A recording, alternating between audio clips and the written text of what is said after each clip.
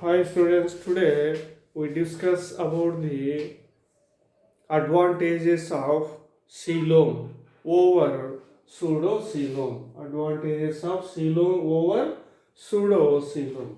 So what are the today we discuss about the advantages of coelom or eucoelom or true coelom over the pseudocoelom. The visceral organs of eucoelomates. Visceral organs of eucoelomates are muscular and to they can contract and relax freely. So the visceral organs of eucoelomates are muscular.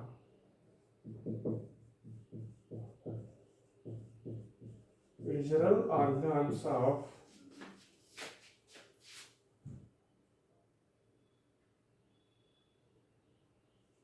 eucoelomates are muscular.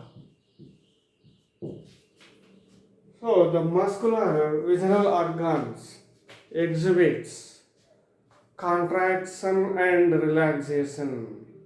Exhibits contraction and relaxation. But in the eucoelomates or in the pseudocoelomates, visceral organs does not possess muscles, so they cannot freely contraction and relaxation due to in the eucoelomates visceral organs of eucoelomates are muscular. In the eucoelomates visceral organs are muscular due to the contact of mesodermal epithelium with visceral organs. Here mesoderm develops muscles.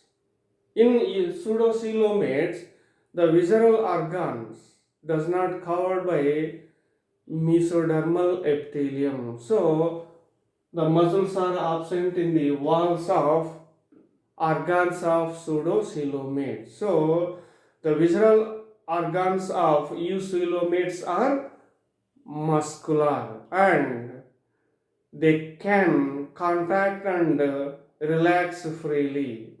Example, peristaltic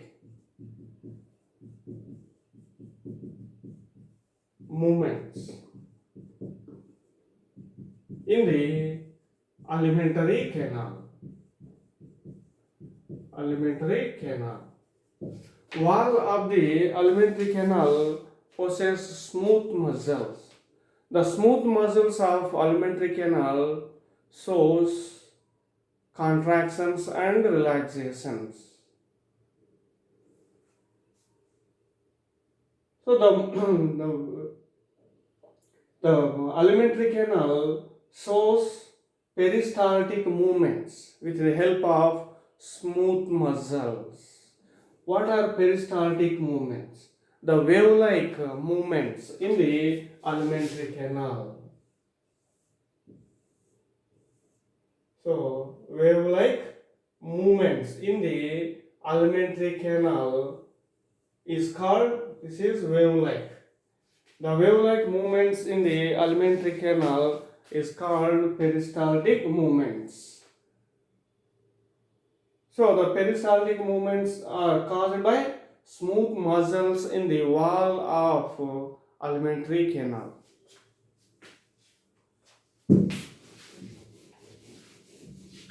The alimentary canal of pseudocoelomates does not exhibit peristaltic movements. Next, gametes are released into the coelom in some invertebrates and in the female vertebrates. So, gametes.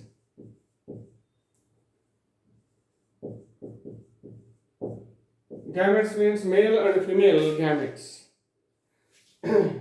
some invertebrates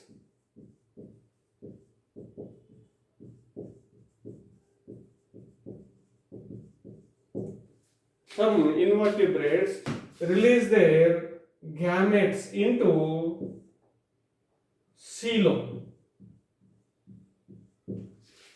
and female vertebrates release their gametes into coelom. So gametes are released into coelom in some vertebrates and in female vertebrates. So the gametes are released into the coelom in some invertebrates and in the female vertebrates. So in the eucoelomates, the coelom store the gametes.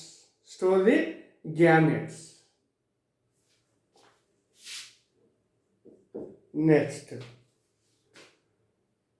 coelomic fluid receives excretory waste. Coelomic fluid receives excretory waste or products and store them temporarily before their elimination. So in the eucoelomates, the excretory waste or products receives and store them temporarily before their elimination. So this is the advantage of coelom over pseudocoelom. In the eucoelomates, the mesoderm comes into contact with the endoderm of the alimentary canal, and it causes regional specialization of the gut, such as the development of gizzard, stomach, etc. This is referred to as primary induction.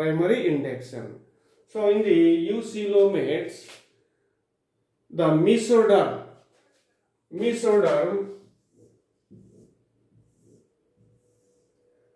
comes into contact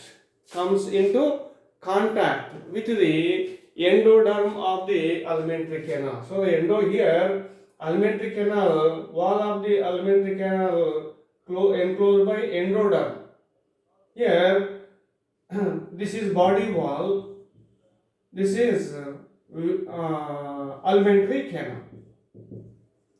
This is fluid filled coelom. This coelom covered by mesodermal epithelium. This is outer mesodermal epithelium. This is inner mesodermal epithelium. So the wall, this is alimentary canal. Wall of the alimentary canal first covered by endoderm. Now the mesodermal epithelium comes into contact with endoderm around the alimentary canal. It causes regional specialization of the gut.